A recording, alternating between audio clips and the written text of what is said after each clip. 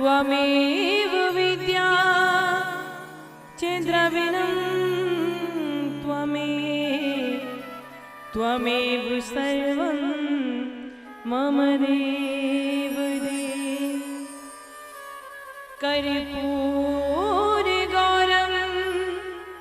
करुणावतारं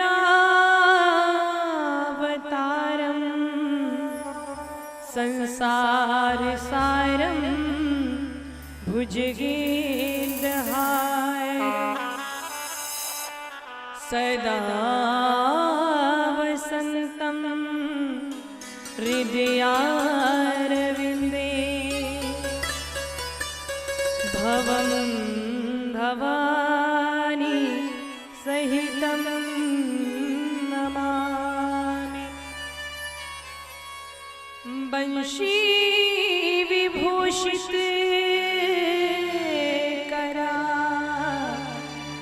नवनीलदार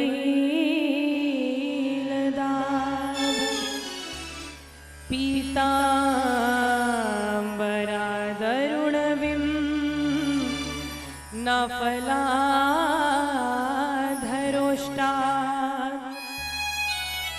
पूर्णेन्दु सुन्दरमुखादरविन्दुनेत्रात् कृष्णात् परं किमपि तत्त्वहं न जाने। कृष्णाय वासुदेवाय हरे परमात्मने प्रणतक्लेशनाशाय गोविन्दाय नमो नमः। सच्चिदानन्दरूपाय विश्वोत्पत्त्यादिहेतवे तापत्रय विनाशाय श्रीकृष्णाय वयं नुमः। गुरुमूरत मुख चंद्रमा मेरे नैनन चंद्र चकोर आठों पहर निरखत रहो गुरु चरणन की ओर। बोलिए श्रीमद् भागवत भगवान की। आइए भाव के साथ हरि कीर्तन गाएंगे मीठी मीठी तालियों के साथ। कि मन बस गए नंद किशोर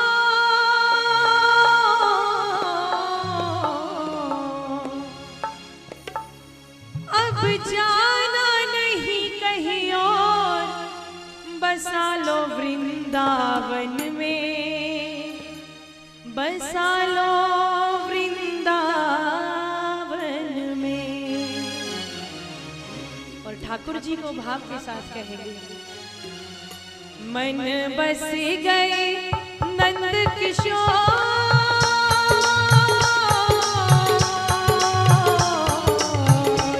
मन बस गए नंद किशोर अब जाना नहीं कहीं और बसा लो वृंदावन में बसा लो वृंदावन में बसा लो वृंदावन में बसा लो वृंदावन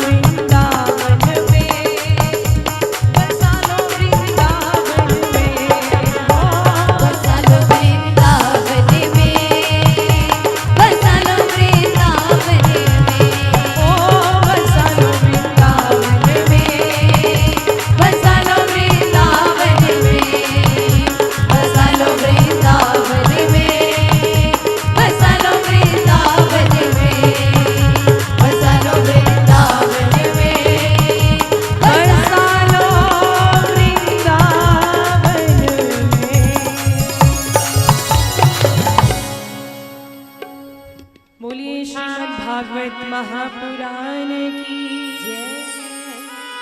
श्री सद्गुरुदेव भगवान की जय। श्री राधिका रानी की जय। बोलिए किशोरी कामधेनु मैया की जय। बोलिए नंदिनी मैया की जय।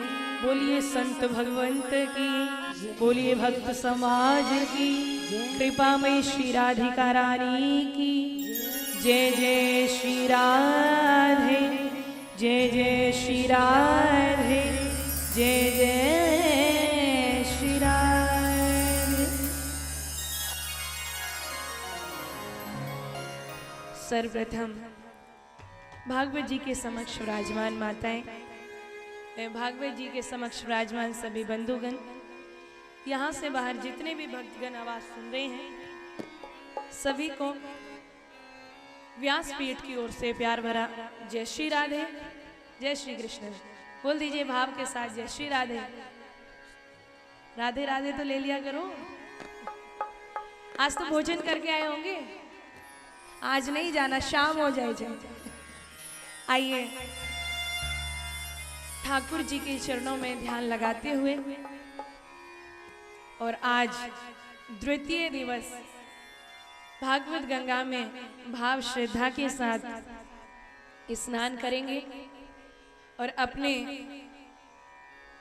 ठाकुर जी अपने श्री सद्गुरुदेव भगवान के चरणों में अपना ध्यान लगाएं, मैया किशोरी के चरणों में ध्यान लगाएं और कल के प्रसंग की ओर अपना ध्यान लगाएं कि हमने कहाँ भागवत जी का विश्राम किया था।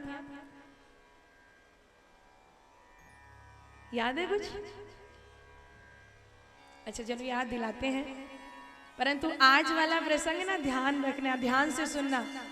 कल कथा में आओगे तो पहले ही बता दिया है, कल सारे प्रसंग पूछे जाएंगे। अब ऐसा ना हो कि इस डर से कल आओ ही ना। बोल दो राधे राधे। तो आना है कल और भागवत जी को ध्यान पूर्वक श्रवण करना है। कल हम सभी चर्चा कर रहे थे ठाकुर जी के चरणों में बैठ करके कि नैमिषारण्य क्षेत्र में 88,000 ऋषियों का समागम हुआ है और श्री सूत जी महाराज का आगमन हुआ है। तो इधर सूत जी महाराज को उच्च आसन पर बिठाया है और भक्तों, क्योंकि ज्ञान वृद्ध है श्री सूत जी महाराज, तो उनका वंदन किया है। श्री शौनक जी महाराज ने श्री सूत जी महाराज के वंदन किया है और प्रश्न किए हैं। बोले, हे श्री सद्गुरुदेव, आपका ज्ञान कलयुग के जो भक्त हैं उनके अंधकार को दूर करने वाला है, इसीलिए आप हमें कोई ऐसी कथा सुनाएं, कोई ऐसी चर्चा करें हमारे साथ और ये बताएं कि संसार के लोगों को श्री कृष्ण की प्राप्ति कैसे हो। हे ऋषिवर, हमने सुना है कि इस कलयुग में लोगों की प्रवृत्ति ही चेंज हो जाएगी, लोगों की बुद्धि ही बिगड़ने लग जाएगी। और गोस्वामी तुलसीदास जी कहते हैं, बोले भैया कलयुग में देखो कैसे कैसे जीव होंगे कि काहू की जो सुनए बड़ाई, श्वास ले जनु जोड़ी आई। बोले कलयुग में अगर किसी की बड़ाई होगी ना, सुनेंगे कि सामने वाला व्यक्ति नित्य प्रतिदिन प्रोग्रेस कर रहा है, हमसे आगे बढ़ रहा है, तो उनको बिल्कुल भी खुशी नहीं होगी। बोले ऐसे लोगों का क्या करना चाहिए महाराज? बोले और तो और, बोले जब काहू के देख है विपत्ति, सुखी भय मानहु जग नृपति। सुनेंगे किसी के यहाँ विपत्ति आ गई, कष्ट आ गया, तो मानो संसार में जितनी संपत्तियां सबके राजा बन गए, इतनी खुशी होती है। ऐसे लोग कलयुग में।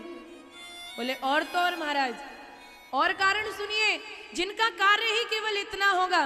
बोले क्या भैया? कि झूठ ही लेना, झूठ ही देना और झूठ ही भोजन, झूठ चबेना। जो भैया हर समय झूठ ही झूठ बोलेंगे, और तो और जो ना तो माँ बाप जी की सेवा करेंगे, ना गुरु चरणों में ध्यान रखेंगे, ना भागवत जी में कोई श्रद्धा होगी, ना सत्संग सुनने में कोई इच्छा होगी। गोस्वामी तुलसीदास जी कहते हैं, बोले मात पिता गुरु विप्र न मानहि, आप गए अरु घाले आनहि। बोले अरे प्रभु जी, जो मात पिता गुरु की कोई सेवा नहीं करेंगे और स्वयं की सेवा करवाएंगे, बोले हमें गुरु हमारी सेवा करो। बोले जब इस तरह के लोग कलयुग में होंगे तो कुछ तो होना चाहिए जो इनका कल्याण हो सके। तो श्री सूत जी महाराज जब इस तरह के प्रश्न सुनते हैं तो गदगद हो जाते हैं। बोले वाह, क्या प्रश्न किए हैं। बोले अगर कलयुग के लोगों को भव से पार उतरना है ना, तो सीधा शब्दों में बता दिया कि श्रीमद् भागवत महापुराण सुनिए, जो महाकल्याणकारी है। इसी के श्रवण मात्र मानव का उद्धार हो जाएगा।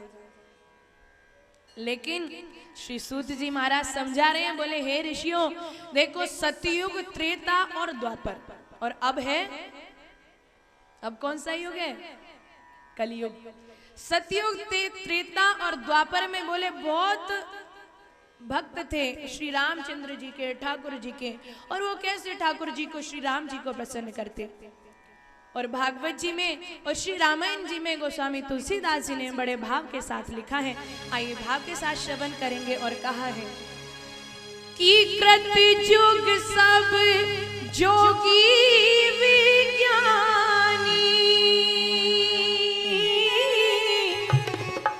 कर हरि ध्यान तरहि भव प्राणी। राम सिया राम, सिया राम जय जय राम, राम सिया राम, सिया राम जय जय राम। बोले भैया, सतयुग में सब योगी, ज्ञानी, विद्वान होते थे जो भगवान को बड़ी आसानी से प्रसन्न कर देते थे, रिझा लेते थे। और त्रेता युग में कौन सा साधन था? बोले अरे भैया, हो त्रेता विविध, त्रेता विविध यज्ञ नर करहि, प्रभु ही समर्प करम भव तरहि। राम सिया राम, सिया राम जय जय राम, राम सिया राम, सिया राम जय जय राम। त्रेता में जीव जो भी कर्म करता भगवान को अर्पित कर देता और भव सागर से पार हो जाता। बोले द्वापर में कौन सा साधन था? तुलसीदास जी कहते हैं, हो द्वापर कर, द्वापर कर रघुपति पद पूजा, नर भव तरहि उपाय न दूजा। राम सिया राम, सिया राम जय जय राम, राम सिया राम, सिया राम जय जय राम। बोले महाराज, तीन युगों का समझ में आ गया कि कैसे भव से बेड़ा पार होता था। लेकिन दो लाइनें कलयुग के बारे में भी कह दीजिए। बड़ा सुंदर सा उच्चारण किया। कलयुग केवल, कलयुग केवल नामे अधारा, सुमिर सुमिर नर बुद्धि रहि पारा। राम सिया राम, सिया राम जय जय राम, राम सिया राम, सिया राम जय जय राम।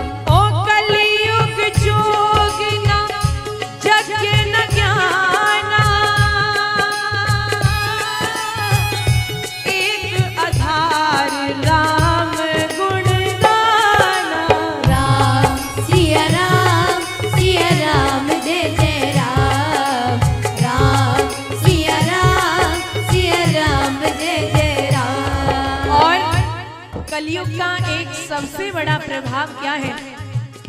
बोले मन में जो भी आप सोचोगे ना कि उसका बुरा हो जाए, उसका भला हो जाए, कुछ नहीं होने वाला।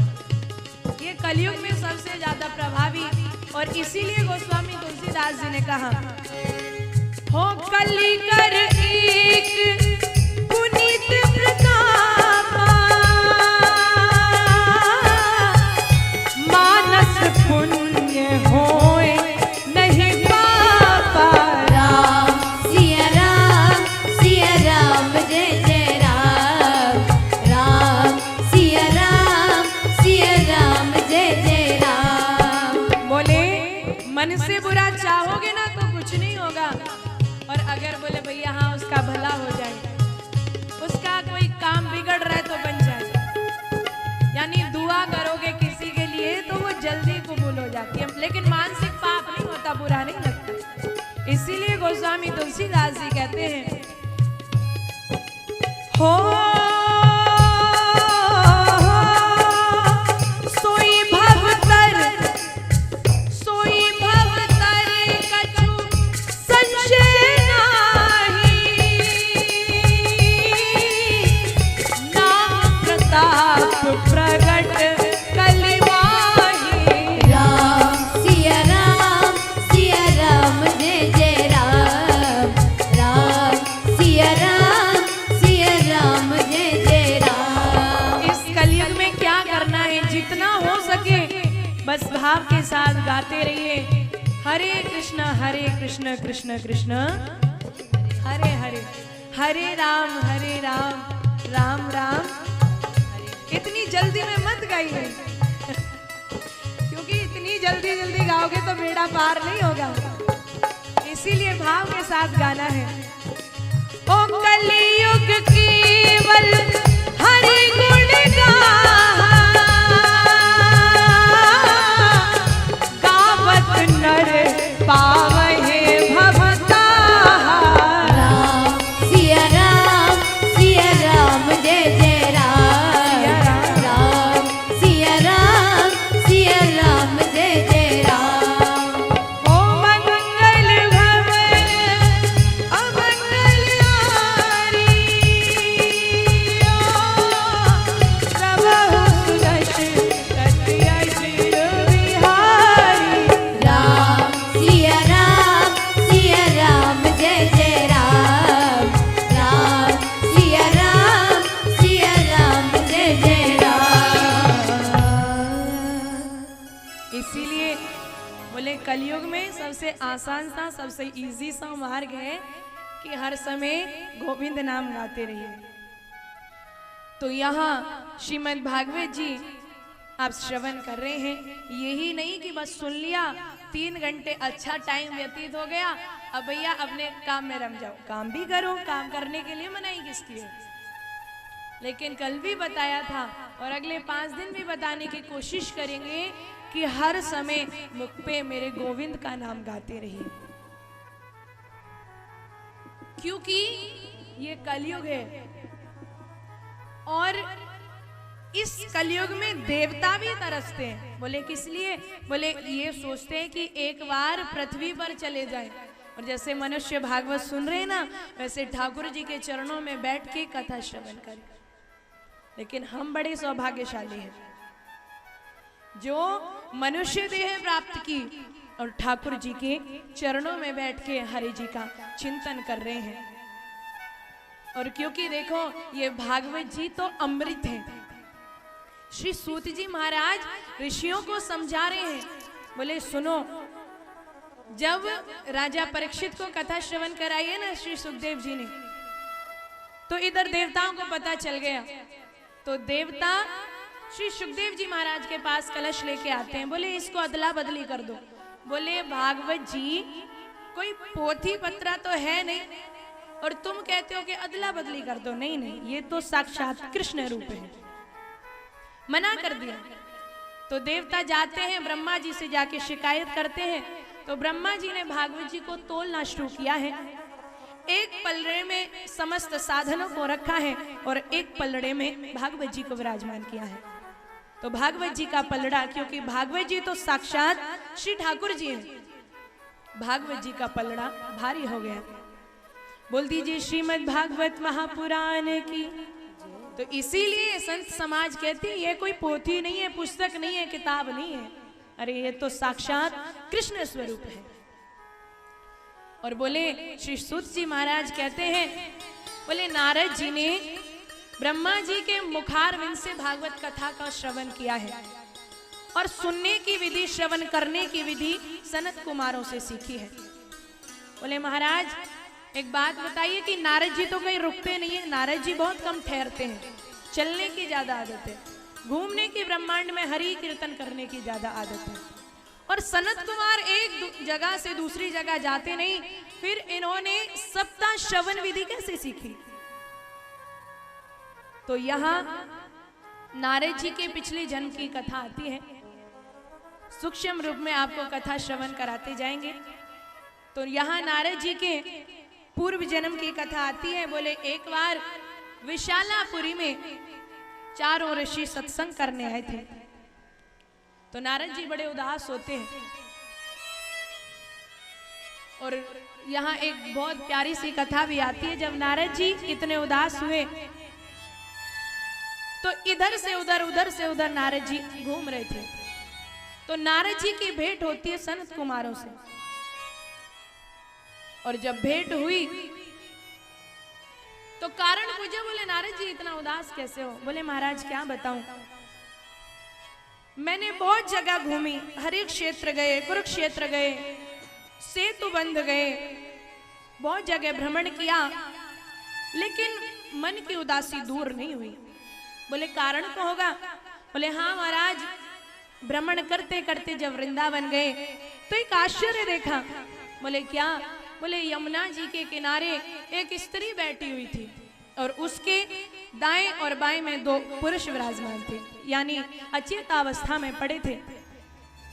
उस स्त्री ने मुझे देखा, प्रणाम किया और कहने लगी महाराज आप तो श्री ठाकुर जी के परम भक्त हैं, मेरी चिंताओं का समाधान करो। मैंने नाम पूछा, अपना नाम बताओ। बोले महाराज अगर मेरा परिचय जानना चाहते हैं तो मैं द्रविड़ देश में उत्पन्न हुई, कर्नाटक में बड़ी हुई और महाराष्ट्र में युवा हुई। वहां से मैं भ्रमण करते करते गुजरात में आई। यहाँ आकर देखा तो विषयों ने मुझे घेरना शुरू किया। वहां से मैंने प्रस्थान किया वृंदावन के लिए, और वृंदावन तो भक्ति का घर माना जाता है। अब वृंदावन में आके मैं तो युवा हो गई, ठाकुर जी की कृपा से भक्ति युवती हो गई, लेकिन मेरे जो दो पुत्र हैं, ये पुत्र कौन थे? बोले ज्ञान और वैराग्य। इनकी सुस्ती दूर नहीं हुई। नारद जी का दिमाग घूम गया। तो नारद जी को कुछ समझ में नहीं आया, अपने कमंडल से जल लिया, छिड़का, लेकिन थोड़ी सुस्ती दूर हो गई, लेकिन फिर बेहोश हो गए। अब क्या करें? आकाशवाणी हुई, बोले नारद अगर तुम इनकी अचेतावस्था दूर करना चाहते हो तो कोई सत्कर्म करो। अब नारद जी को ये तो पता चल गया कि सत्कर्म करो। अब वो सत्कर्म है कौन सा जिसको नारद जी करें? तो नारद जी जब सत्कर्म की नहीं पता चली तो घूमते घूमते ऋषियों के पास गए हैं। ऋषियों ने बताया है, बोले सत्कर्म ये है महाराज कि आप भक्ति ज्ञान वैराग्य को 7 दिनों तक श्रीमद् भागवत कथा का श्रवण कराइए। अवश्य ही उनकी चेतना, उनकी अचेतावस्था दूर हो जाएगी। तो नारद जी पहुंच गए महाराज हरिद्वार, और आनंद घाट पर नारद जी ने 7 दिनों के लिए भागवत जी का आयोजन करवाया है। और वहां जैसे ही सभी को पता चला कि भागवत कथा का अनुष्ठान होने जा रहा है, तो सभी वहां भागवत श्रवण करने के लिए, यानी ऋषि संत समाज उपस्थित हुए हैं। और जब ठाकुर जी का हरि कीर्तन हुआ है तो कुछ देर के बाद भक्ति देवी वहां प्रकट हुई है। बोलिए भक्ति महारानी की। अपने ज्ञान और वैराग्य दोनों पुत्रों को लेकर के ठाकुर जी की मीठी सी कथा कानों में पड़ी है, तो ज्ञान वैराग्य की अचेतावस्था भी दूर हो गई। बोलिए प्रेम से जय श्री राधे। ये ठाकुर जी का नाम का नशा है महाराज। तो यहाँ जब भक्ति ने देखा है, सभी को प्रणाम किया है और भक्ति देवी नाचने लगी, दोनों पुत्र ज्ञान और वैराग्य महाराज नाचने लगे, अचेतावस्था दूर हो गई। नारद जी महाराज कहते हैं, बोले यहाँ आज अलौकिक महिमा देखी, ऐसे संत समाजों के दर्शन हुए हैं, तो यहाँ भक्ति देवी कृतार्थ हो जाती हैं ठाकुर जी की कथा श्रवण करके। तो आपने भी भक्ति देवी की तरह ये 7 दिन ठाकुर जी के चरणों में अपनी लौ लगाए रखनी है। और क्या करना है? बोले मैयाओ ये भी करना है कि जब भी कथा में आओ तो समय से आ जाया करो। हम यहाँ भागवत जी में प्रांगण में आ गए और मैयाएं दूर दूर तक थी, मैयाएं 4-5, परंतु थोड़ा समय से आओ। तब ही भागवत जी का 7 दिना जब आप कथा श्रवण कर लेंगे तो आपको जो फल की प्राप्ति होगी, संपूर्ण कथा आप श्रवण करेंगे तो फल की प्राप्ति होगी। तो इसीलिए कोशिश करो कि समय से आ जाया करो। बोलिए श्रीमद् भागवत भगवान की जय। और अपने मन को वहीं लेके चलेंगे जहां हमने भागवत जी को अभी सुन रहे थे, किस तरह से गोलोक धाम में राधे रानी ने शुकदेव जी को कथा श्रवण कराई है और आगे इसी शुक ने भगवान शिव के मुख से कथा श्रवण की है। सूक्ष्म रूप में आपको बताएंगे कि जिस समय एक रोज नारद जी, मैयाओं से मेरा हाथ जोड़ के निवेदन है, शांति रख ले, मेरे को बार बार कहने में भी अच्छा नहीं लग रहा है, यहाँ से थोड़ी सी देर की शांति और रखिएगा। कि जिस समय नारद जी महाराज वीणा लेकर के कैलाश पर्वत पर गए हैं और कैलाश पर माँ पार्वती को अकेले बैठे देखा है, तो पूछते हैं कि मैया आज भगवान शिव कहाँ गए हैं? बोले पता नहीं, बताकर नहीं गए। बोले इसका मतलब तो यह है कि भगवान शिव आपको प्रेम नहीं करते। बोले इसका क्या मतलब है? अरे भगवान शिव तो मुझे बहुत प्रेम करते हैं। बोले अच्छा, आपको सब बातें मालूम है भगवान के विषय में? बोले हाँ, सब बातें मालूम है। चलो तो मैया एक बात बताओ कि भगवान शिव के गले में जो मुंडों की माला है, वो मुंड किसके हैं? मैया को नहीं मालूम था। बोले नहीं मालूम। बोले अब तो पक्का विश्वास हो गया कि भगवान शिव आपको प्रेम ही नहीं करते। बोले अगर प्रेम किया होता तो उनके गले में जो मुंडों की माला है वो आपको अवश्य पता होती। अब नारद जी का काम है यहाँ की वहां करना, और वहां की कुछ भक्त होते हैं, देखो संत समाज कहते, बोले सतयुग त्रेता द्वापर में तो एक ही नारद थे जो यहाँ की वहां करते थे, और आज तो घर घर में नारद है जो यहाँ की वहां करते और वहां की वहां चुगलखोर। और नारद ही नहीं, बहुत सी मैयाएं भी करती हैं। तो नारद जी इतना कह के वहां से चले गए, मैया शांत भाव से बैठी है। भगवान शिव कहीं से आए? बोले आज से पहले तो जब हम आते थे तो राधे राधे बोलती थी, आज तो कुछ भी नहीं बोला। बोले सब कुशल मंगल है? बोले जाओ, आप तो बाहर से भी काले और भीतर से भी काले। बोले क्या बात हो गई? बोले अगर हमसे प्रेम किया होता तो महाराज बता देते थे कि गले में मुंडों की माला किसकी है। बोले सुनना चाहती हो? बोले सुना दीजिए महाराज। हाथ जोड़ के निवेदन किया। बोले अरे देवी, जिन मुंडों की बात कर रही हो ना, ये हमारे गले में मुंड आपके ही हैं और आपकी याद हमें बनी रहे, इसीलिए हम इन्हें घूम के अपने गले में धारण करके घूमते रहते हैं। बोले महाराज कृपा करके इतना और बता दीजिए कि हम इतनी बार मर चुकी, जन्म ले चुकी, और आप अमर हैं, कारण तो होगा। बोले इस अमर होने का कारण जानना चाहती हो? बोले हाँ महाराज। तो वहां भगवान शिव ने भक्तों आज महाआसन लगाया है और इस रहस्य को बता रहे हैं। आज श्रोता के रूप में मैया विराजमान है पार्वती, और वक्ता के रूप में भगवान शिव विराजमान है। आज भगवान शिव ने ताली बजाई तो सभी जितने भी पक्षी वहां थे सब उड़ गए। लेकिन एक अंडा वहां रह गया। आज कथा सुनाना आरंभ किया और कहते हैं कि जब भी भगवान की कथा होती है तो जवाई आने लगती है, खुद ही नींद आने लगती है। अब मैया जब कथा सुन रही थी तो मैया को मीठी मीठी नींद आने लगी।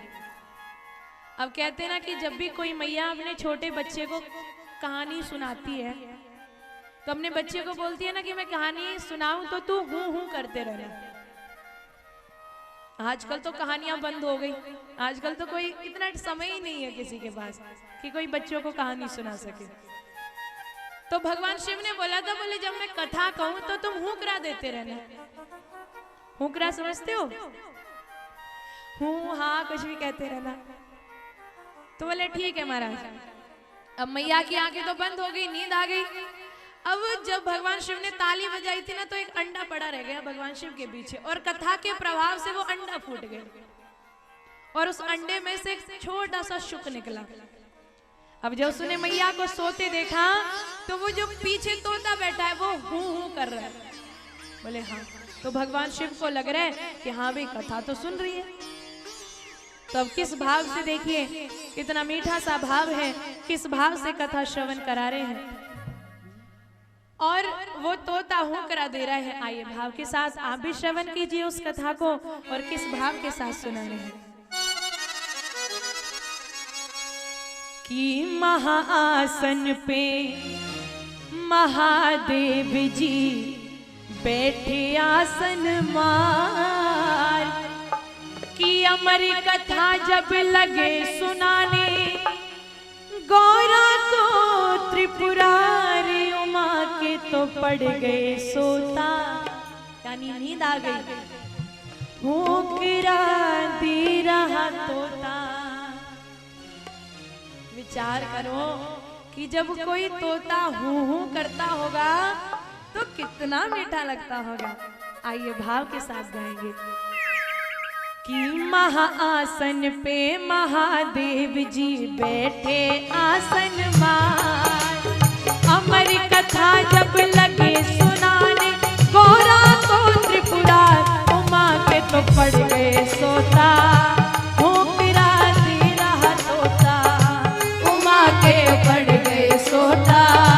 हुकरा दे रहा तोता।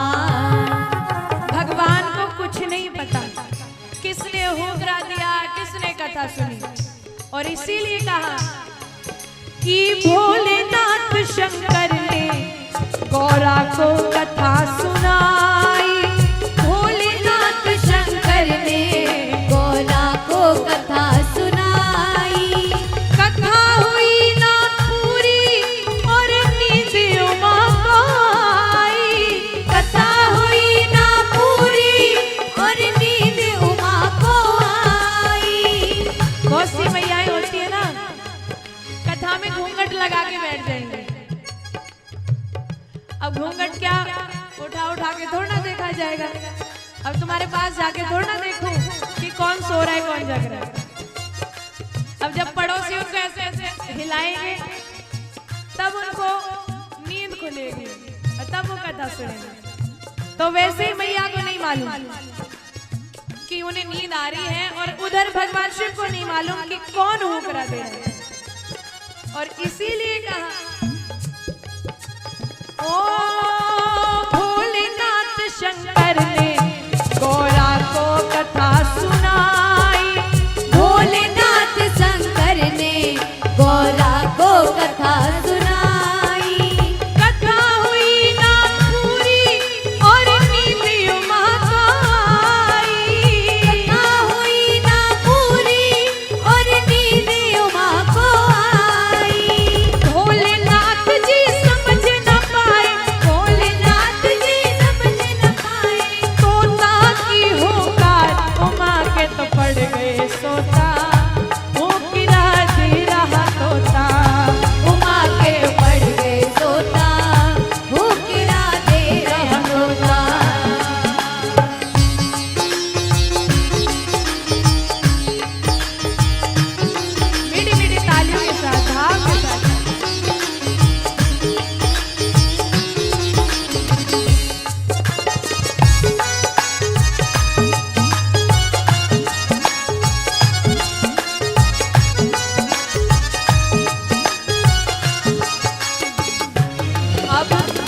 जब कथा 12वें स्कंद पर पहुंची और भगवान सारी लीलाएं समाप्त करके अपने धाम चले गए और जोरदार जयकारा लगाया भगवान शिव ने।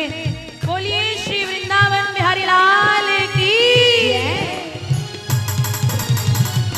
तो माँ भवानी की नींद टूट गई। बोले महाराज अभी तो कहाँ आप महाराज का प्रसंग सुना रहे थे, इतनी जल्दी भगवान अपने परम धाम कैसे चले गए। मैया ने हाथ जोड़ दिए, बोले महाराज क्षमा कर दीजिए। हो जब नींद से गौरा जागी अफसोस हुआ है भारी। जब नींद से गौरा जागी अफसोस हुआ है भारी। हाथ जोड़ कर बोली, हाथ जोड़ कर बोली, प्रभु लग गई आंख हमारी। हाथ जोड़ कर बोली, प्रभु लग गई आंख हमारी। अरे महाराज अभी तो आधी कथा हुई है, आधी कथा बाकी है, वो भी सुना दो। आधी कथा सुनी है हमने, कथा सुनी है हमने, आधी कथा सुनी है हमने, आधी है बरकरार। उमा के तो पड़ गए सोता, ओ किरा तेरा सोता। उमा के तो पड़ गए सोता, वो गिरा तेरे हथोता।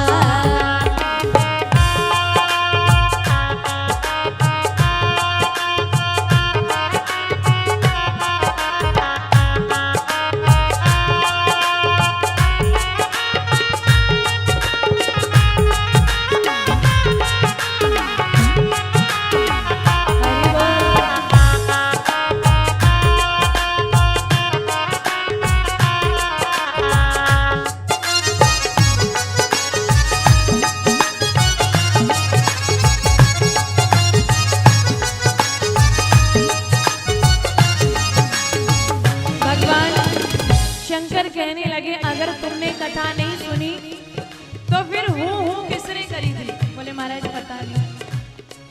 फिर कहने लगे शंकर जी, कहने लगे शंकर जी, ये कथा सुनी है किसने। कहने लगे शंकर जी, ये कथा सुनी है किसने। जिंदा ना छोड़ूंगा ये दिया हो किरा जिसने। जिंदा ना छोड़ूंगा ये दिया हो किरा जिसने। अब भगवान शंकर के नेत्र क्रोध के कारण लाल लाल हो गए। अब अपने समक्ष देखा तो मात्र भवानी विराजमान है, दाएं देखा तो कोई नहीं है, बाएं देखा कोई नहीं है, पीछे नजर घुमाई तो तोता बैठा हुआ है। भगवान शंकर ने अपना त्रिशूल निकाला। अब तो डर की वजह से वो शुक कांपने लगा और वहां से उड़ने लगा।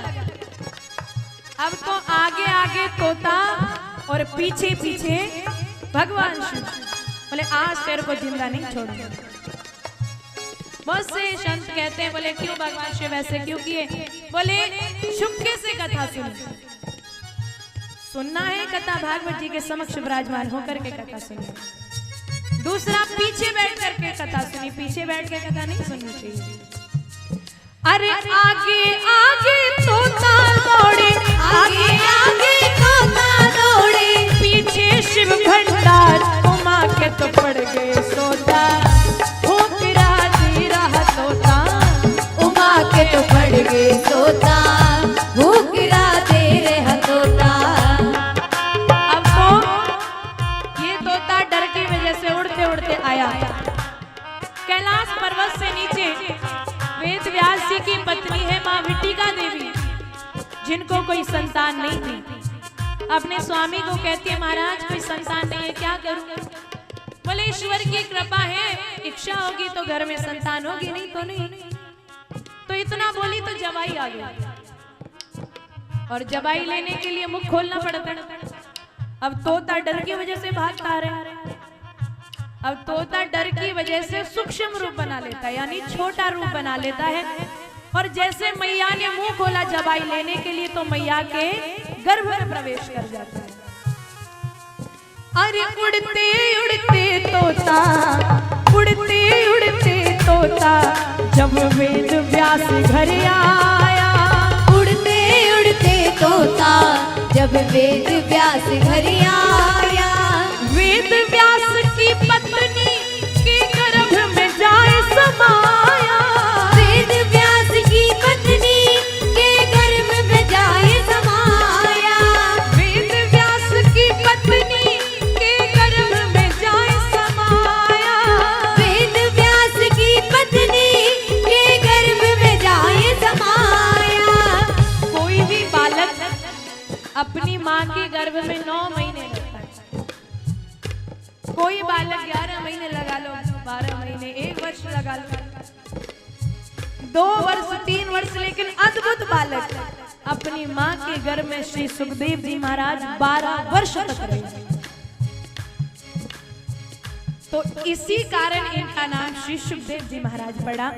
नाम पड़ा सुखदेव है इनका, नाम पड़ा सुखदेव है इनका। नाम पड़ा सुखदेव था इनका, लीला अपरंपार। उमा के तो पड़ गए सोता, ओ फिरा जी रहा तोता। उमा के तो पड़ गए सोता, भूखरा दे रहा तोता। ओ उमा के पड़ गए सोता, ओ फिरा जी रहा तोता। उमा के तो पड़ गए सोता, भूखरा दे रहा तोता। उमा के पड़ गए सोता, ओ फिरा दे रहा तोता। बोलिए श्री सुखदेव जी महाराज की, श्रीमद् भागवत महापुराण की। तो इस तरह श्री सुखदेव जी महाराज मैया के गर्भ में प्रवेश कर गए। बोले नाना प्रकार से यहाँ वेद व्यास जी को मालूम पड़ा है, भगवान शिव उनकी कुटिया के सामने आए हैं। बोले महाराज आपके घर में हमारा चोर छुपा हुआ है। बोले महाराज कैसी बातें कर रहे हो? बोले क्या? बोले क्या चुरा लिया उसने आपका? क्योंकि आप जिस पर्वत पे रहते हो वहां चुराने लायक तो कुछ है ही नहीं। कौन से आपके पास महल हवेली है? आप तो पर्वत पे रहते हो, वहां कोई क्या चोरी करने जाएगा? बोले उसने ऐसी वस्तु चोरी नहीं की, अरे उसने अमर कथा का पान चुपके से कर लिया। आज मैं उसको जिंदा नहीं छोड़ूंगा। वेद व्यास जी महाराज कहते हैं, बोले महाराज जिसने अमर कथा का पान कर ही लिया तो महाराज वो तो अमर हो ही गया, उसको आप कैसे मारोगे? यहाँ भगवान शिव को समझ में आया है कि श्री सुखदेव जी महाराज का अवतार हुआ है और यहाँ प्रणाम करके वापस चले गए हैं। इधर समय बीतता गया, यानी 12 वर्ष जब तक हुए हैं तो स्वयं ठाकुर जी आए हैं और इस बालक को उपदेश दिया है। बोले तुम इस गर्भ से बाहर निकलो, संसार में जब तुम आओगे तो मैं तुम्हें वादा करता हूँ कि तुम्हें ये माया, ये बंधन अपनी ओर नहीं खींचेंगे, तुम मेरी भक्ति में लगे रहोगे। बोले जब प्रभु ने इसको ये बात बताई है और आकर के स्वयं भगवान ने बोला है, तब 12 वर्षों के बाद ये अपनी मैया के गर्भ से निकले हैं। तो इस तरह से श्री सुखदेव जी महाराज का प्रागट्य होता है। बोलिए श्री सुखदेव जी महाराज की। संत समाज कहते हैं, श्री सूत जी महाराज संतों को बोलते हैं, कथा श्रवण कराते हैं। बोले कब कब भगवान अवतार लेते हैं, अवतरित भगवान कब कब होते हैं? बोले जब जब धर्म खतरे में पड़ता है और अधर्म के हित में लोग खड़े होते हैं, तब तब ईश्वर अवतार लेते हैं। गोस्वामी तुलसीदास जी ने बहुत सुंदर लिखा है कि जब जब होए धर्म की हानि, बाढ़े असुर अधम अभिमानी, तब तब धरे प्रभु विविध शरीरा, हरहि कृपा निधि सज्जन पीरा। बोले तब तब भगवान अवतार लेते हैं। और तो और गोस्वामी तुलसीदास जी कहते हैं, बोले विप्र धैनु सुर संत हित लीन मनुज अवतार। बोले जब जब गाय, जब जब संत इनके ऊपर विपदा पड़ेगी तब तब भगवान अवतार लेते हैं इनकी रक्षा करने के लिए। और देखो जब भी धर्म खतरे में पड़ता है ना, तो सबसे पहले गौ माता ही ईश्वर से प्रार्थना करने के लिए जाती है। बोले प्रभु अब गुजारा नहीं है, अब आपको आना ही पड़ेगा। तब भगवान अवतार लेते हैं। और देखो मर्यादा पुरुषोत्तम श्री राम, ठाकुर जी ने तो गैया चराई ही चराई है। भगवान श्री राम भी जब जन्म हुआ है तो ठाकुर जी मैया की सेवा करते थे, गैया मैया की। गैया मैया का मक्खन खाते। आज पहले तो गैया मैया ही घर में नहीं मिलेगी, दूसरा कहना तो नहीं चाहिए, भैंस तो घर में सब रख लेंगे पर गैया मैया नहीं रखते। अरे विचार करो कि आपके घर में गैया मैया आएगी तो 33 कोटि जो देवता है हमारे भारत के, सारे देव गैया मैया में विराजमान है। और नित्य प्रतिदिन आप 33 कोटि देवताओं की सेवा करोगे तो अपने घर में गैया मैया, यहाँ से संकल्प लें। हमारे इस गोकुल धाम का, इस हॉस्पिटल का इतना टारगेट है कि हमारी जो गैया मैया है उनका ऑपरेशन, मैया सुरक्षित रहे, स्वस्थ रहे। और इतना ही नहीं, देखो बीमार गैयों का उपचार होता है।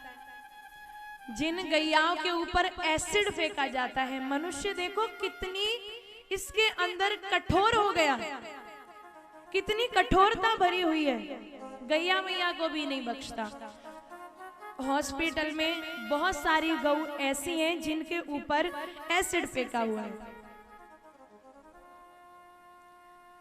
और आपसे अनुरोध कि आपके यहाँ से तो पास में ही है, भागवत जी का जब विश्राम हो जाए, जब भी आपके पास समय हो, मैं ये नहीं कहती कि आप यहीं दान कर दो सारा, आपसे हाथ जोड़ के मैं यहाँ व्यासपीठ से अनुरोध करती हूँ कि आप एक दिन जरूर जाएं, एक बार वहां भ्रमण जरूर करें।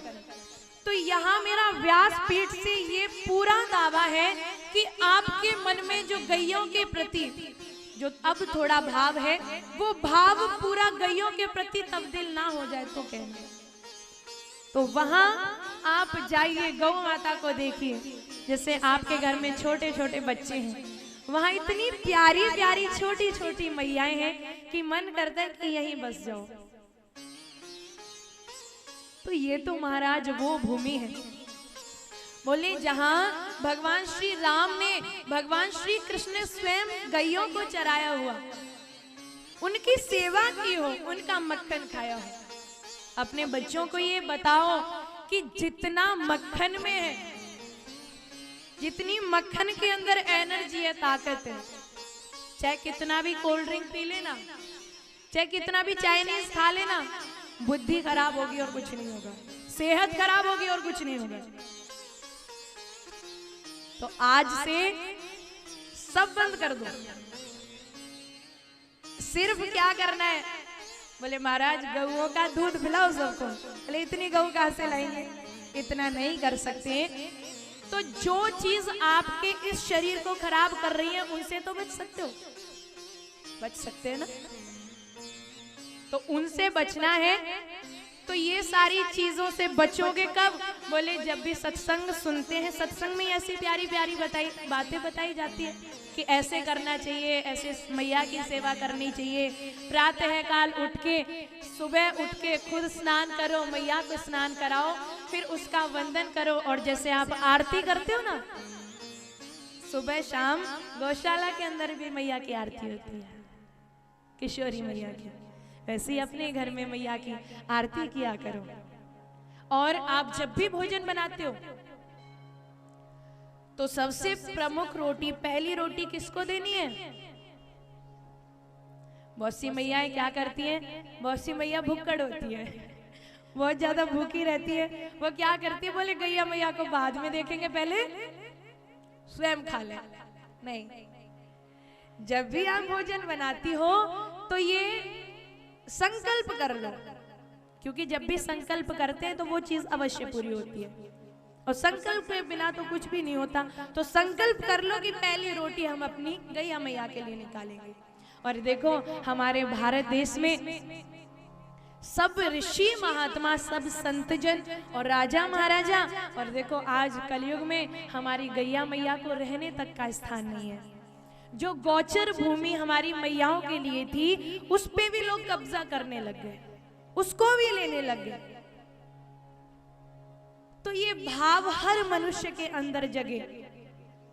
और संत समाज ने गैया मैया का, जो गैया मैया के अंदर देवता विराजमान है, बोले गैया मैया के सींगों का पूजन करना चाहिए कि नित्य प्रतिदिन, क्योंकि गैया मैया के सींगों में इंद्र देवा के वास करते हैं। नित्य प्रतिदिन गैया मैया के सिर को पूजो, मैया से आशीर्वाद लो, क्योंकि सिर में ब्रह्मा जी का वास है और नेत्रों में साक्षात सूर्य और चंद्रमा मैया के विराजमान है। जिह्वा पे साक्षात सरस्वती मैया विराजमान है और गौमूत्र में विष्णु जी के चरण कमलों से प्रकट हुई श्री गंगा मैया का वास है।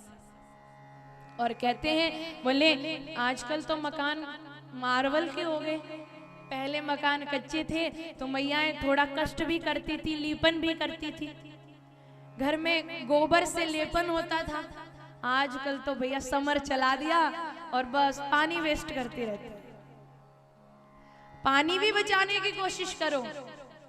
अगर ऐसे ही पानी वेस्ट होता रहा ना तो कुछ समय के बाद हमें पीने को पानी भी नहीं नसीब होगा। तो पानी का इतना प्रयोग कीजिए जितना आपको चाहिए। तो इसीलिए गैया मैया का जो गोबर है, गोबर में साक्षात लक्ष्मी मैया विराजमान है। तो जिस मैया के अंदर सारे देवी देवता विराजमान है, क्या हम उस मैया की सेवा नहीं कर सकते? क्या उस मैया को हम एक रोटी नहीं खिला सकते? अरे ऐसी रोटियां तो आपके घर में बच भी जाती होंगी, कई बार फालतू बन जाती है, ज्यादा बन जाती है। तो उस मैया के लिए आप रोटियां जरूर निकालें। और इसीलिए संतों ने एक बहुत सुंदर सी कथा गैया मैया के विषय में बताई है। एक बहुत सुंदर सी कथा आती है कि एक सुप्रभ नामक राजा हुए हैं जो शिकार खेलने के बहुत शौकीन थे। थोड़ा ध्यान देकर सुने। तो एक दिन शिकार खेलने के लिए गए तो इन्होंने एक हिरनी को देखा कि वो हिरनी अपने नन्हे से बालक को दूध पिला रही है। तो शिकार के नशे में महाराज गए थे, उन्होंने देखा नहीं और ना दया की, सो बाण छोड़ दिया। अब बाण लग गया, दोनों घायल हो गए। अब जैसे ही उस हिरनी का अंतिम समय आया तो मरते वक्त राजा को श्राप दे देती है। बोले मेरे नन्हे से बालक को तूने जो बाण मारा है और मुझे जो बाण मारा है, मैं तुझे श्राप कर देती हूँ, श्रापित करती हूँ कि तुम सिंह बन जाओगे, शेर बन जाओगे। अब राजा ने उस समय तो सोचा नहीं जिस समय बाण मारा था। अब जब श्रापित हो गए तो हाथ जोड़ लिए, बोले मेरे से अनजाने में गलती हुई, मुझे क्षमा कर दो। अब हिरनी को जैसे ही दया आई तो हिरनी ने बोला अगर तुम्हें इस श्राप से मुक्त होना है तो तुम्हें जिस समय कपिला गाय का दर्शन हो जाएगा, कपिला मैया का दर्शन हो जाएगा, उसी समय तुम श्राप मुक्त हो जाओगे, उसी समय तुम मुक्त हो जाओगे मेरे श्राप से। इतना कहा और हिरणी के वही प्राण निकल गए, क्योंकि श्राप लगा हुआ था। तो वो राजा सिंह बन गया, शेर बन गया। और शेर बन गया इतना खूंखार जानवर कि अपने सिपाहियों को खाने लगा, आने जाने वाले लोगों को खाने लगा। एक दिन उस सिंह बने राजा को प्यास लगी तो किसी जलाशय के पास गए। बड़ी प्यारी सी नगरी है गोकुल। गोकुल में पहुंचे, देखा कि प्यास बुझ जाए, कहीं से जल मिल जाए। चलते चलते गए तो वहां एक कपिला मैया थी जो अपने कुछ समूह से बिछड़ गई थी, अपने गैया मैया के झुंड से बिछड़ गई थी। अपने उस झुंड को कपिला मैया देख रही है और जैसे यहाँ सिंह को देखा तो कपिला मैया डर की वजह से कांपने लगी। बोले अभी ये मुझे नहीं छोड़ेगा, खा जाएगा। जैसे मैया विचार करने लगी तो कपिला मैया का एक छोटा सा बछड़ा था। मैया को अपने बछड़े की याद आई और आंखों से आंसू बह रहे हैं। सिंह ने देखा तो बोला रो मत, अपने इष्ट देव को याद कर ले, रोने की जरूरत नहीं है, क्योंकि इष्ट देव को याद कर, अब मैं तुझे छोड़ूंगा। कपिला मैया कहती अरे मैं इसलिए नहीं रो रही कि तू मुझे खा जाएगा, मैं इसलिए रो रही हूं कि मेरा एक छोटा सा नन्हा सा बालक है, वो मेरे बिना कैसे रहेगा। अच्छा मैं एक बार अपने बच्चे से मिल लूं, उसके बाद तू मुझे खा लेना, मैं वादा करती हूँ कि मैं तेरे पास आ जाऊंगी। उस शेर को पहले तो यकीन नहीं हुआ कि ये शायद जाने के बाद नहीं है। फिर मैया ने बहुत कहा तो बोला ठीक है, तुम जाओ और अपने बच्चे से मिलके वापस आ जाना। गैया मैया रोती जा रही है, अपने बच्चे के पास पहुंची तो आज मैया उदास है। बछड़े ने मैया को देखा है तो दौड़ा हुआ आया और मैया को कस के पकड़ लिया। मैया उदास है, मैया के दोनों नैनों से आंसू गिर रहे हैं। मैया को पूछते हैं मैया क्या हुआ, रो क्यों रही हो। मैया बोली क्या बताऊं, आज एक सिंह से भेंट हुई और उसने कहा कि मैं तुम्हें नहीं छोड़ूंगा, तो मैं उसको बोल के आई कि मैं अपने बच्चे से मिल लूं, मैं वादा करती हूँ कि तुम्हारे पास वापस आ जाऊंगी। अब मैया अपने बछड़े को समझाती है, बछड़ा कहता है कि नहीं मैया मैं तो तुम्हारे साथ चलूंगा, मैं तुम्हारे बिना कैसे रहूंगा। मैया ने समझाया, बोले बेटा ये संसार के लोग हैं ना, इनके अंदर तब तक भाव रहेगा जब तक इनको काम होगा, तब तक ये मेरी पूजा करेंगे जब तक दूध पिएंगे, जब तक मैं माखन इनको दूंगी तब तक ये मुझे चारा खिलाएंगे। मैया अपने बच्चे को समझा रही है। इतना कहा और मैया अपने बछड़े से अंतिम विदा लेके चली गई। अपनी सखियों से कपिला मैया मिली है। सखियां कहती हैं बोले तुम वहां से आ तो गई, अब क्यों जा रही हो, अब क्या वो तुम्हें ढूंढने आएगा। बोले नहीं, मैंने कहा है कि मैं आऊंगी और इस सत्य को मैं छोड़ नहीं सकती। हाँ ये जीव अपने मार्ग से हट सकता है, ये असत्य कह सकता है, लेकिन मैंने जो उसे वादा किया है, जो सत्य मैं बोल के आई हूं, मैं वहां जरूर जाऊंगी। कपिला मैया की सखियां रो रही हैं कि आज हमारी सखी चली जाएगी। कपिला मैया सिंह के पास पहुंची। सिंह आश्चर्यचकित हो गया और कहने लगा, हे सत्यदायिनी कपिला मैया, मैंने सोचा था कि तुम जाने के बाद नहीं आओगी, लेकिन तुम आ गई, धन्य हो तुम। जाओ, तुम्हें अपने बछड़े के पास जाना है तो चली जाओ, मैं तुम्हें नहीं खाऊंगा। जिस समय सिंह ने इतना कपिला मैया को कहा तो कपिला मैया वहां से वापस चली गई और कपिला मैया के दर्शन से वो राजा शाप मुक्त हो गए। बोलिए कपिला मैया की, कामधेनु मैया की। सो राजा उस मैया के दर्शन से, कपिला गैया के दर्शन से शाप मुक्त हो गए और राजा ने दिव्य देह धारण कर लिया। मानो मैया को वंदन कर रहे हैं। बोले मैया आज तुम्हारी वजह से, तुम्हारी कृपा से आज मैं इस शाप से मुक्त हो गया। कपिला मैया ने फिर के देखा, मुड़ के देखा। राजा कहने लगा, बोले मैया मैं आपसे बड़ा प्रसन्न हूं, आपको कुछ चाहिए तो मांग लो। मैया मालूम है क्या कहती है, बोले थोड़ा सा जल चाहिए, प्यास लगी है, थोड़ा सा जल ला दो। राजा ने अपना बाण निकाला और जमीन पर बाण चलाया, जमीन से जल निकलने लग गया, शीतल जल निकला है। मैया ने जल ग्रहण किया है और जब मैया के इस भाव को धर्मदेव ने देखा है तो धर्मदेव वहां साक्षात प्रकट हुए हैं और मैया को बोले हैं, मैया तीनों लोकों में तुम्हारी बराबरी कोई नहीं कर सकता। सो कपिला मैया अपने परम पद को प्राप्त हुई है और राजा ने जिस जगह से जल निकाला था उस जगह का नाम, उस जलाशय का नाम कपिला तीर्थ धाम पड़ गया। बोलिए कपिला तीर्थ धाम की जय। बोलिए गैया मैया की। तो इस भारत देश के अंदर मैयाओं, जब जब धर्म खतरे में पड़ता है, जब जब गैया मैया असुरक्षित होती है, जब जब गैया मैया की कोई सेवा नहीं करता, मैया दर बदर धक्के खाती है, तब तब भगवान अपनी मैया के लिए और संतों के हित के लिए अवतार लेते हैं। जैसे आज आप घर में सेवा करते हो ना, वैसे आपके बाल गोपाल भी देखते हैं।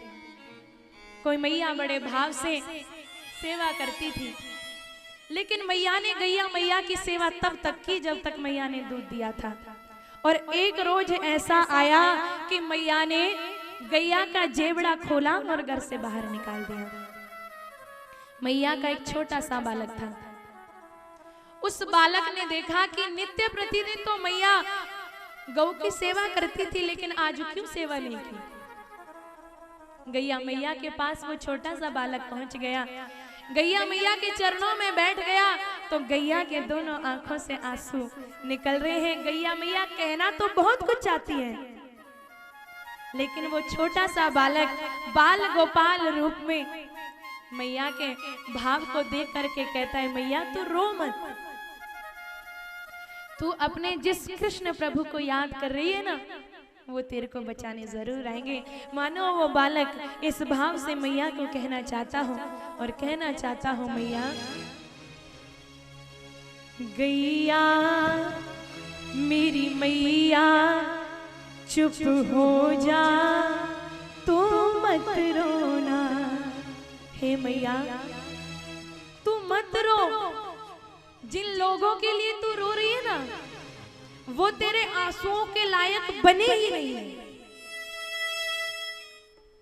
अगर इनके अंदर थोड़ी सी भी दया होती तो आज ये तेरे साथ इतना अत्याचार मैया नहीं करते। हे मैया गैया मेरी मैया चुप हो जा, तू मत रोना। गैया मेरी मैया चुप हो जा, तू मत रोना। तेरे कृष्ण कन्हैया आएंगे, तेरे कृष्ण कन्हैया आएंगे, ग्वालों से तुझे चराएंगे, ग्वालों से तुझे चराएंगे। तेरी आंख के आंसू पोंछेंगे, जल्लाद से तुझे बचाएंगे। तू मत रोना, तू मत रोना। ओ गैया मेरी मैया चुप हो जा, तू मत रोना। ओ गैया मेरी मैया चुप हो जा, तू मत रोना।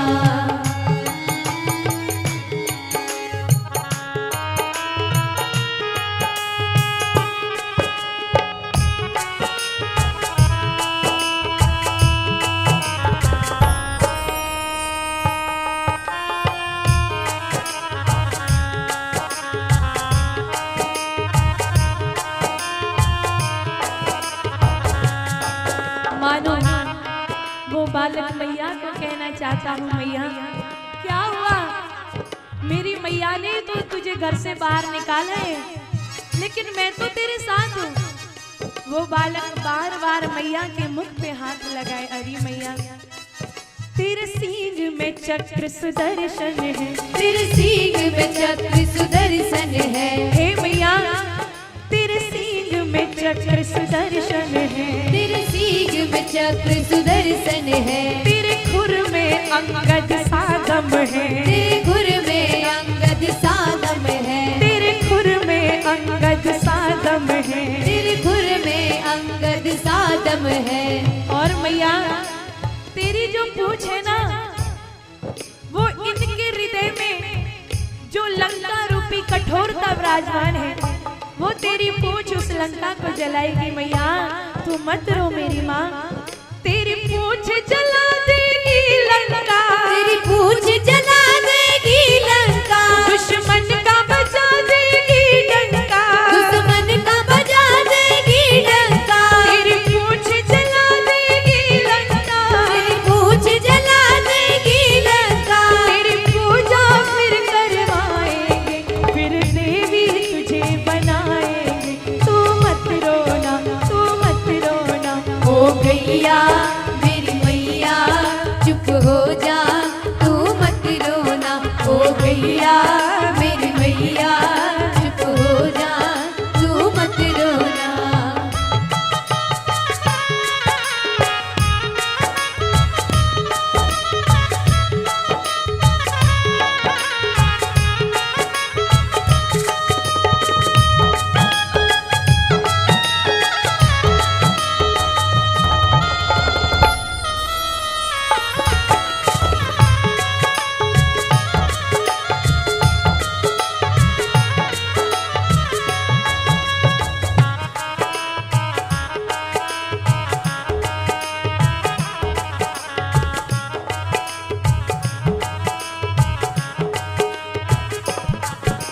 आज हम गैया मैया को रखते हैं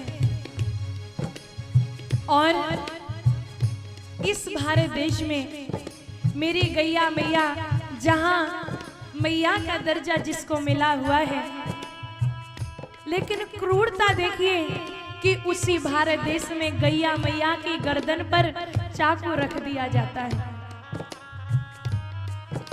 आपके हाथ में थोड़ा सा कट जाए तो कितना दर्द, आप कितना शोर मचाते हैं। और उस गैया मैया की गर्दन पर जिस समय आरा चलता होगा, क्या वो गैया मैया अपने बेटों को नहीं बुलाती होगी? क्या उस गैया मैया को अपने बच्चों की याद नहीं आती होगी कि कहां तो मेरे बेटे मुझे मां कहते हैं, मुझे मां का दर्जा भी दिया है, और कैसे बेटे हैं जो मां की गर्दन पर चाकू रख दिया और जरा भी दया नहीं आई।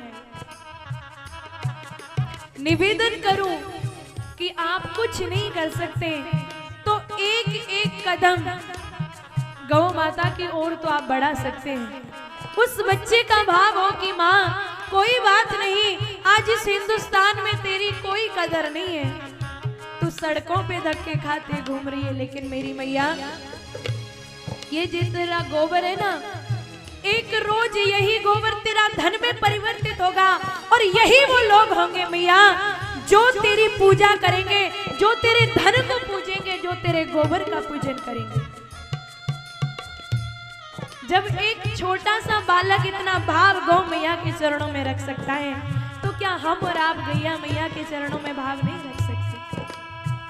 मैया को कहते हैं माँ तेरा गोबर धन बन जाएगा, तेरा गोबर धन बन जाएगा, तेरा गोबर धन बन जाएगा, तेरा गोबर धन बन जाएगा, तेरा मूत्र विघन हर जाएगा, तेरा मूत्र विघन हर जाएगा, तेरा मूत्र विघन हर जाएगा, तेरा मूत्र विघन हर जाएगा।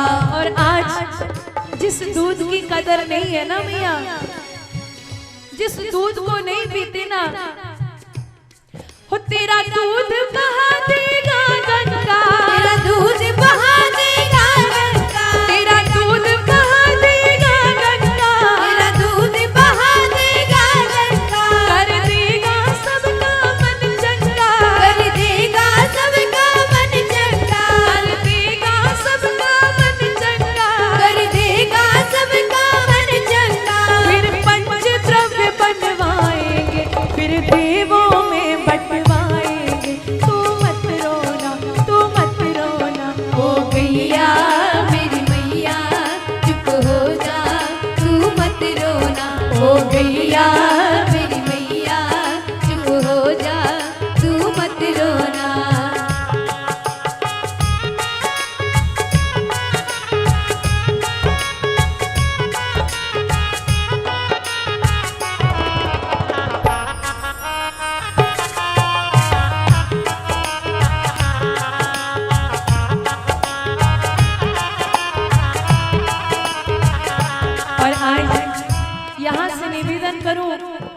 संकल्प ले कि बहुत हो गया, बहुत हो गया, अब ये नहीं होने देंगे, कि बहुत हो गया, अब ये नहीं होने देंगे, चाहे खुद का शीश क्यों ना कट जाए, पर गैया मैया का शीश नहीं कटने देंगे, नहीं कटने देंगे। इतना संकल्प यहाँ से लेकर के जाइए। हम ही बचा सकते हैं अपनी मैया को। और अगर आप जैसे भक्त हो और महाराज श्री जैसा समर्पण करने वाला अगर जीवन हो और गुरुजी जैसा भाव हो, तो मैं अवश्य कह सकती हूँ कि मेरी गैया मैया, गुरुजी की मैया इस संसार में एक ना एक दिन जरूर बचेगी, जरूर खुद को सुरक्षित महसूस करेगी। और गैया मैया को कहता है कि मैया कुछ देर है बस अंधेर नहीं, कुछ देर है बस अंधेर नहीं, कुछ देर है बस अंधेर नहीं, कुछ देर है बस अंधेर नहीं, अब जल्लादों की खैर नहीं, अब जल्लादों की खैर नहीं, अब जल्लादों की खैर नहीं, अब जल्लादों की खैर नहीं। जिसने उस कंस को मारा था, जिसने उस कंस को मारा था, जिसने उस कंस को मारा था, जिसने उस कंस को मारा था, और दुष्टों को संहारा था, और दुष्टों को संहारा था, और दुष्टों को संहारा था, और दुष्टों को संहारा था। अब वही कृष्ण बन जाएंगे, आकर के तुझे बचाएंगे, तू मत रोना, तू मत रोना। ओ गैया मेरी मैया चुप हो जा, तू मत रोना। ओ गैया मेरी मैया चुप हो जा, तू मत रोना। तेरे कृष्ण कन्हैया आएंगे, तेरे कृष्ण कन्हैया आएंगे, ग्वालों संग तुझे चराएंगे, ग्वालों संग तुझे चराएंगे, तेरी आँख के आंसू पोंछेंगे, जल्लाद से तुझे बचाएंगे, तू मत रोना, तू मत रोना। ओ गैया मेरी मैया चुप हो जा, तू मत रोना। ओ गैया मेरी मैया चुप हो जा, तू मत रोना। गैया मेरी मैया चुप हो जा, तू मत रोना, तू मत रोना, तू मत रोना। तू मत रोना। और कह दीजिए मैया, ओ गैया मेरी मैया चुप हो जा, तो मत रोना। मैया मत रो, एक ना एक दिन वो दिन जरूर आएगा जहां इन लोगों को तेरी कीमत समझ में आएगी, जहां इनको समझ में आएगा कि आज जो तुझे चंद पैसों के लिए बेच रहे हैं, तेरा मोल इन पैसों से नहीं है माँ, तू तो अमूल्य है, तेरा कोई मोल हो ही नहीं सकता। ऐसी गैया मैया का पूजन नित्य प्रतिदिन आप करें और अपने भाव को श्री हरि के चरणों में समर्पित करें। और इसीलिए कहते हैं कि जिस समय ये सभी दुखी होते हैं, गैया मैया दुखी होती है, संत दुखी होते हैं, तो भगवान अवतार लेते हैं। और इन्हीं अवतारों का वर्णन श्री सूत जी महाराज ने ऋषियों को किया है। और भगवान को याद करके श्री सूत जी महाराज बता रहे हैं, बोले अभी तक भगवान ने 23 अवतार लिए हैं और 23 अवतार लेकर भगवान ने नाना प्रकार की लीलाएं की हैं। और 24वां अवतार भगवान इस कलयुग में लेंगे, जब घोर कलयुग होगा, ना कोई मान मर्यादा, ना मान, ना सम्मान, ना आओ, ना भगत, ना किसी के प्रति कोई भाव होगा, ना श्रद्धा होगी। तब इलाहाबाद में संभल नगरी में विष्णु दत्त ब्राह्मण के यहाँ भगवान का प्रागट्य होगा। कलयुग में भगवान आएंगे तो कल के भगवान का नाम होगा।